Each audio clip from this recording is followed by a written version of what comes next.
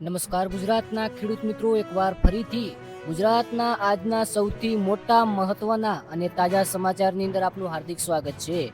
જી હા મિત્રો, આજે આપણે જોઈએ કે ગુજરાતની અંદર આખરેકાર સોના ચાંદીની અંદર શું ચાલી રહ્યું છે, શું ઉતાર ચઢાવ છે। ત્યારબાદ મિત્રો ખેડૂતોને લઈને ઘણા બધા મહત્વના સમાચાર આવી રહ્યા છે। એક ગામડાના ખેડૂત માટે ખૂબ જરૂરી છે।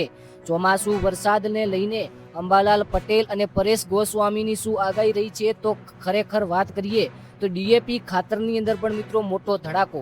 તો ચલો આપણે ગુજરાતના આજના સૌથી મોટા અને તાજા સમાચાર જાણી લઈએ। સબસ્ક્રાઇબ કરી વિડીયોને લાઈક કરી નાખજો અને કોમેન્ટની અંદર તમારો તાલુકો જરૂરથી લખજો, જેથી આવનારા વિડીયોની અંદર તમારા તાલુકાના સૌથી મોટા તાજા સમાચાર તમારા સુધી પહોંચાડી શકું। તો જી આ મિત્રો, કિસાન યોજના હોય કે પછી કોઈ ખેડૂતનું દેવું માફ હોય, તમામ ન્યૂઝ આપણી ચેનલની અંદર જોવા મળશે। તો સૌપ્રથમ મિત્રો વાત કરીએ ખેડૂતોને લઈને મહત્વના સમાચાર। ગુજરાતમાં ચોમાસું જોર પકડે તેવી શક્યતા।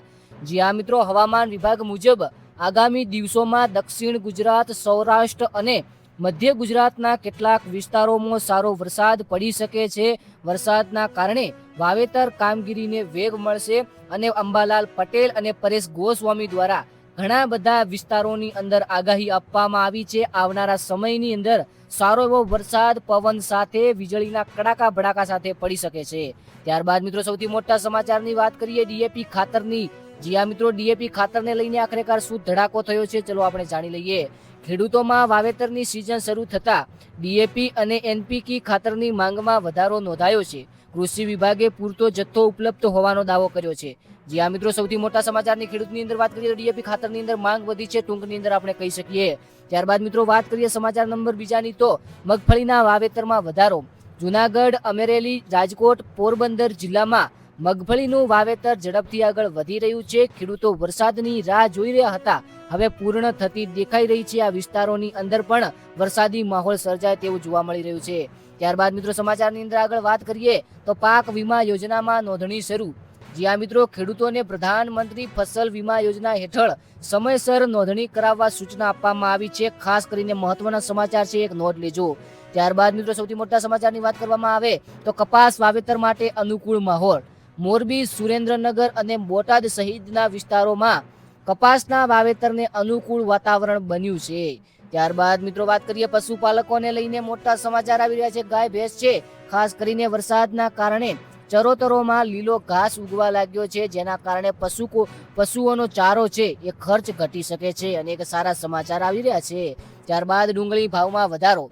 જ્યાં મિત્રો ડુંગળીને લઈને વાત કરીએ તો છેલ્લા કેટલાક દિવસોમાં ડુંગળીના ભાવમાં વધારો જોવા મળ્યો છે, જે ખેડૂતો માટે સારા સમાચાર છે અને ખરેખર ખુશીનો માહોલ છે। મકાઈ અને તુવેરનું વાવેતર શરૂ।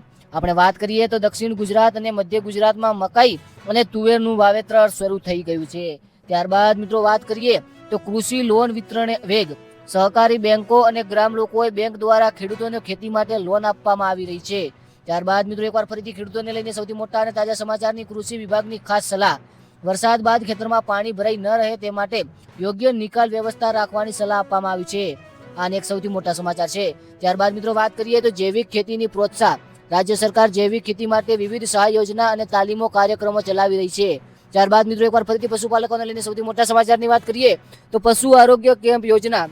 અનેક જિલ્લાઓમાં પશુઓના રસીકરણ અને આરોગ્ય તપાસ માટે કેમ્પ યોજવામાં આવ્યો છે। ખેડૂતોને લઈને ખરેખર એક આનંદપૂર્વક મહેસૂસ કરી રહ્યા છે ગુજરાતના તમામ ખેડૂતો। ત્યારબાદ મિત્રો ખેડૂતોને લગતી એક વળી વાત કરીએ તો શાકભાજીના પાકને લાભ। ટામેટા છે, રીંગણ છે, મરચા અને ભીંડા જેવા પાકોને વરસાદી વાતાવરણનો લાભ મળી શકે છે। ત્યારબાદ મિત્રો સિંચાઈને લઈને એક વળી મોટા સમાચાર આવી રહ્યા છે। વરસાદના કારણે ખેડૂતોને ટ્યુબવેલ અને મોટરનો ઉપયોગ ઓછો કરવો પડશે અને ખાસ કરીને જેથી ખર્ચ પણ ઓછો થઈ શકે છે।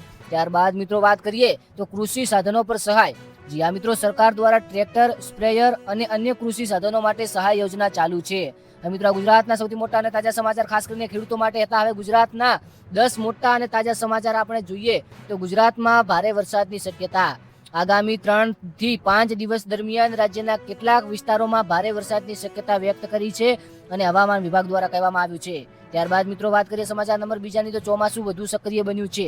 અરબી સમુદ્રમાં બનેલી સિસ્ટમના કારણે ગુજરાતમાં વરસાદી માહોલ મજબૂત બન્યો છે. એકવાર ફરીથી કડાકા ભડાકા સાથે વીજળી સાથે પવન સાથે વરસાદ જોવા મળી શકે છે.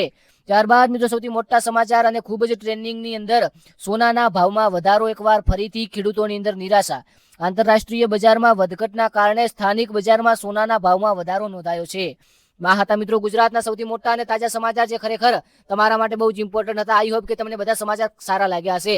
ખાસ એક નોટ લેજો કે તમામ સમાચાર એક AI મોડ દ્વારા લઈને આપવામાં આવ્યા છે, તો ભરોસો તેટલો જ કરવો. મળે એક આવનારા વિડીયોની અંદર. Thank you.